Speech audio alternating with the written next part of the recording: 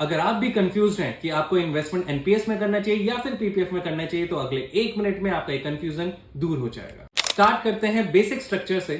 NPS एक retirement based scheme है जिसमें आप अपनी 60 साल की उम्र तक इन्वेस्ट करते हैं और उसके बाद जो भी कॉर्पस इकट्ठा होता है उसका 60% आपको तुरंत लमसम के रूप में मिलता है और बाकी 40% पेंशन के रूप में ओवर द पीरियड मिलता है। वहीं पीपीएफ एक सेविंग स्कीम है जहां पे आपको इन्वेस्टमेंट 15 साल तक करना होता है और 15 साल के बाद जो भी कॉर्पस इकट्ठा होता है वो आपको एक ही बार में लमसम में सारा का सारा पैसा मिल जाता है। दूसरा है इन्वेस्टमेंट।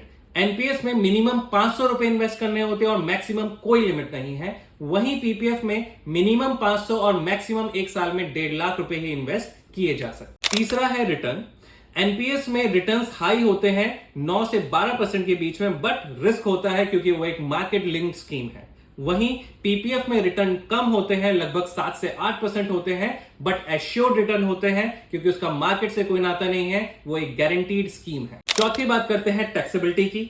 एनपीएस में 2 लाख तक का इन्वेस्टमेंट इनकम टैक्स में डिडक्शन के रूप में अलाउड होता है।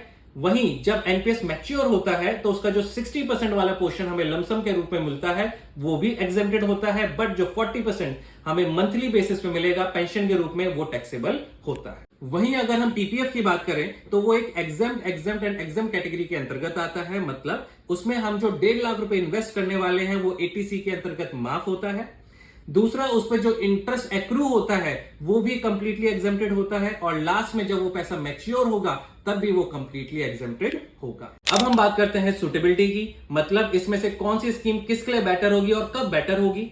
अगर आपका जो गोल है रिटायरमेंट कॉर्पस इकट्ठा करना है तो आप एनपीएस के लिए जा सकते हैं। वहीं अगर आपका गोल अगले 15 से 20 साल का है, जैसे कि बच्चे की पढ़ाई हो गई, बच्चे की शादी हो गई या ऐसा कुछ, तो आप पीपीएफ के लिए भी जा सकते हैं।